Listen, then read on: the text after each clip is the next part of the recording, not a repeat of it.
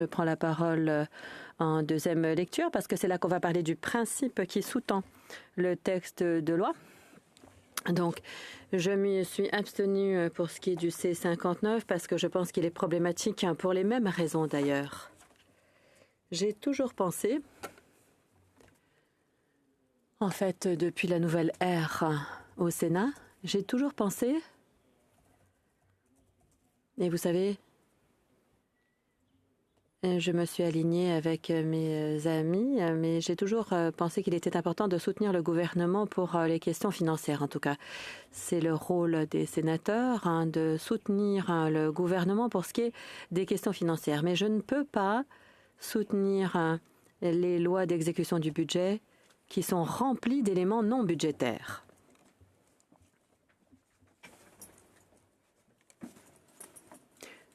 Nous voici réunis le 19 juin et c'est du déjà-vu pour moi en tout cas. J'aimerais qu'on revienne en arrière de 363 jours pour qu'on parle de juin 2023. On parlait alors du C49, la loi d'exécution du budget, qui contenait plusieurs éléments qui n'avaient rien à voir avec le budget du Canada. Certains éléments méritaient une étude plus poussée, ils méritaient des amendements, ou bien les deux. Nous avons beaucoup débattu de cette grande question qui est d'amender ou qu'est-ce qu'on fait quand on est acculé au pied du mur, quand il ne nous reste plus de temps. Et on a décidé de voter et de rentrer chez nous. C'est ce qu'on a fait. Donc ça, c'était il y a un an. Et maintenant, on se retrouve dans la même situation. La loi d'exécution est arrivée il y a quelques heures à peine. Et il y a un certain nombre de divisions qui n'ont rien à voir avec les finances du Canada. Il y a des amendements au code criminel, par exemple. Et je pense que notre comité des affaires constitutionnelles trouve que c'est vraiment problématique. On y retrouve des éléments qui ont des lacunes ou qui méritent d'être étudiés plus avant, ou encore qui sont trop compliqués, ou encore qui devraient faire l'objet de textes distincts. En fait, 6 comités sur 10, le comité des finances nationales, donc 6 des 10 comités ont exprimé des préoccupations sur cette même question. On a parlé du temps trop limité. On a dit que c'était un gros problème quand on traite de loi d'exécution du budget. On a parlé de la pression à distance qui s'exerce sur nous, le fait qu'on est découragé d'apporter des modifications au texte de loi ou de le diviser ou de prendre le temps qu'il nous faut pour étudier comme il se doit les différents éléments contenus dans le texte. On nous décourage de les étudier alors qu'on peut ajouter quelque chose, qu'on a une certaine valeur ajoutée à ajouter. Le sénateur Lofreda les a abordés. En tout cas, on se retrouve exactement dans le même cas de figure. Ce qui veut dire que je pense qu'on va avoir un débat intéressant et puis ensuite on va voter et rentrer chez nous. Voilà ce qu'on va faire. C'est un peu une fin déprimante. Et pourtant, la session a été très productive, selon moi.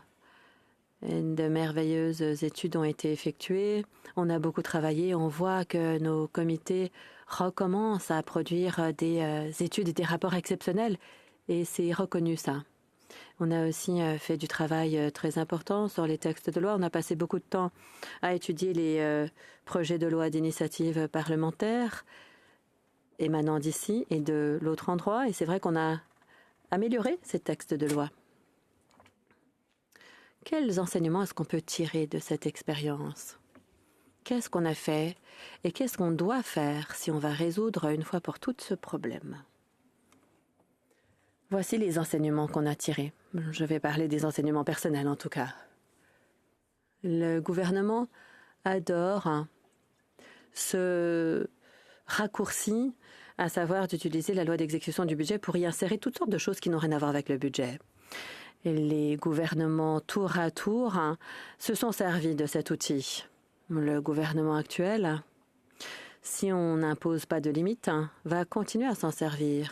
Et je n'ai aucun doute que tout gouvernement à venir va s'en servir sans hésitation. Alors je pense qu'on peut dire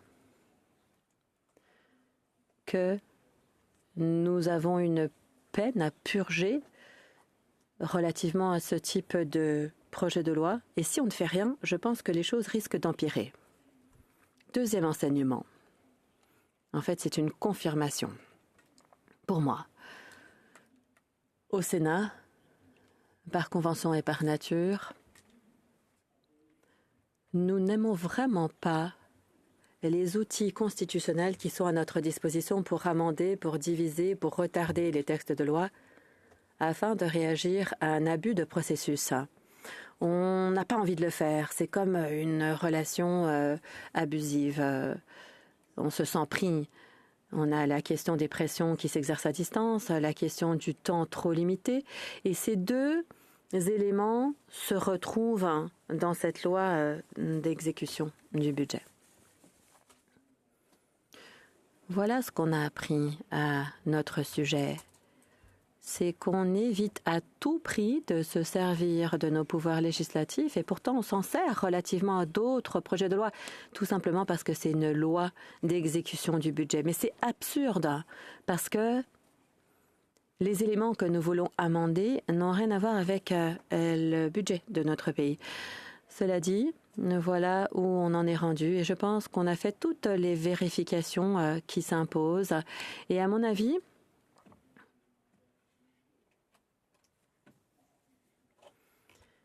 les choses ne vont pas changer. On ne devrait pas se leurrer. Qu'est-ce qui s'est passé au cours des dernières années? Qu'est-ce que nous avons fait de notre côté pour tenter de solutionner cette question au cours de la dernière année? Nous avons adopté une résolution demandant au Comité des finances nationales d'étudier cette question et d'en faire rapport. Cette question précisément, qu'est-ce qu'on peut faire? Qu'est-ce qu'on pourrait faire? Qu'est-ce que suggérerait le comité pour que nous puissions tirer pleinement profit du processus? Est-ce qu'il y a des modifications qu'on peut apporter au processus? Est-ce qu'il y a des modifications qu'on peut apporter à nos processus? On leur a posé la question en fonction de leur expérience et de leur expertise. Un certain nombre d'entre nous avons élaboré un document, une motion. Nous l'avons rédigé ensemble, le leadership, et nous l'avons présenté au Sénat. D'ailleurs, c'est une recommandation du sénateur Shugart. Il m'a dit essayez de faire participer le gouvernement. Le gouvernement risque de dire non merci. C'était effectivement ce qui s'est produit. Le gouvernement dit non, on n'a vraiment pas envie d'apporter de modifications. C'est à vous de décider ce que vous désirez faire. Mais en tout cas, on a cette résolution. On a un rapport qui a été terminé en avril. Le Comité des finances nationales a dit qu'il aurait besoin d'une période jusqu'en décembre pour terminer l'étude. Voilà ce qu'on a fait. Je pense que c'est une première étape. D'ailleurs, il faut quand même reconnaître que le gouvernement s'intéresse de plus près à ce qu'on fait ici. On essaye de passer au travers de 700 pages pour étudier toutes les divisions et tenter de comprendre ce qui se fait. Dans notre étude préalable, on a signalé certaines choses. Le gouvernement a retiré une division, a apporté des modifications corrélatives à une autre division. C'est pas tout ce qu'on désirait, ce n'est pas tout ce qui aurait dû être modifié à mon avis, mais c'était quand même nouveau. On a dit que c'était quelque chose qui devait générer une réaction de la part du gouvernement, mais moi en 13 ans, je n'avais jamais vu de réaction de la sorte de la part du gouvernement. Alors on peut dire que les choses bougent au profit d'une solution, je crois. Et ça me réconforte. Nous en sommes arrivés à la croisée des chemins, chers collègues.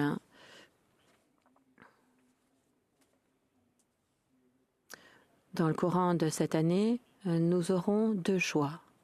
comment est-ce qu'on va gérer cette question chronique des éléments non budgétaires qui figurent dans les lois d'exécution du budget. Le sénateur Lofreda s'est exprimé et j'en ai pris bonne note. C'est vrai qu'il y a certains éléments non budgétaires qui figurent dans une loi d'exécution du budget qui ne sont pas suffisamment importants pour faire l'objet d'un texte de loi distinct. Et c'est vrai que des fois, il y a des éléments sensibles. Mais en même temps, vous savez, lorsque le gouvernement veut quelque chose, le temps presse toujours. Il y aura toujours une division 4 avec toutes sortes d'éléments un peu hétéroclites. Mais les éléments importants, non budgétaires, c'est ça qui doit nous intéresser. Donc nous en sommes à la croisée des chemins. Il y a deux options qui s'offrent à nous. On pourrait choisir de ne rien faire. On pourrait choisir de se plaindre chaque année. C'est un choix qui s'offre à nous. On peut dire effectivement, vous savez quoi, c'est la tradition. Ça a toujours été comme ça, c'est notre position. Et si effectivement c'est le choix qu'on préconise, je pense qu'on devrait le faire et en subir les conséquences pendant 10 ans. Si c'est vraiment ce qu'on veut faire, allons-y.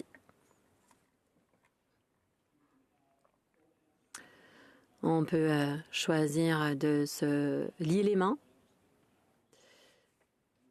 et on peut tout simplement accepter ce que daigne nous donner la Chambre des communes. Mais l'autre choix qui s'offre à nous, qu'est-ce que ça veut dire? Ça veut dire soutenir le Comité des finances nationales quand il passe par le processus d'analyse. Il y a beaucoup de choses qui pourraient être étudiées et qui vont être étudiées par le comité. Et ça nous aiderait à passer au travers et bonifier la valeur ajoutée. Le processus d'étude préalable, à mon avis, pourrait être beaucoup plus robuste qu'il ne l'est. En fait, il y a un tri qui se fait d'emblée. Et ça pourrait commencer par la loi d'exécution du budget. Parce que, comme on le sait, le gouvernement a dit si ça ne figure pas dans le budget, ou si ça figure dans le budget, ça va figurer dans la loi d'exécution. Donc on pourrait passer au travers, pas juste les montants, mais aussi les annexes avec des mots qui semblent anodins, mais qui se transforment en texte de plusieurs pages et qui figurent dans la loi d'exécution, comme ça fut le cas l'an dernier. Et puis on devrait aussi anticiper, tenter de déterminer ce qui risque d'arriver. Donc au Comité des finances nationales, on devrait peut-être faire un petit tri pour déterminer quels sont les signaux d'alerte qui nous permettent de savoir ce qui risque de se retrouver dans le texte. On pourrait aussi exiger que notre leader du gouvernement en fasse plus. Il pourrait être au cabinet, par exemple. On pourrait trancher en la matière à titre de Sénat et dire le leader du gouvernement doit se trouver autour de la table. On a beaucoup parlé de l'époque des leaders et des discussions qui ont eu lieu autour de la table du cabinet sur les textes de loi et du temps qui devrait être alloué au Sénat pour que le travail se fasse comme il se doit. Voilà donc une idée. Nous pouvons renforcer le rôle du représentant du gouvernement au Sénat et le rôle miroir du représentant du Sénat au Conseil des ministres. Nous devrions également cibler la confiance avec la Chambre. Je pense qu'il est très important quand il y a de nouveaux gouvernements pour que on comprenne qui nous sommes et comment on interagit avec la Chambre. Je pense qu'on doit agir de bonne foi et de façon proactive. Il nous incombe aussi de définir les circonstances en vertu desquelles on veut exercer nos pouvoirs d'amendement, de division et de retard. Si on ne le fait pas, on va toujours faire l'objet d'abus de processus, ou en tout cas la tentation sera bien présente. Alors, si le comité des finances nationales et si tous les sénateurs peuvent identifier une façon de procéder, nous allons réformer le Sénat, nous allons offrir une valeur ajoutée pour le bien des Canadiens et nous allons nous acquitter de notre tâche qui est la mûre réflexion. Moi, je sais quelle option me tente. J'espère que c'est votre cas également. Je vous demanderai de soutenir nos collègues qui siègent au comité des finances nationales pour qu'eux fassent de leur mieux pour nous au cours des prochains mois. Merci.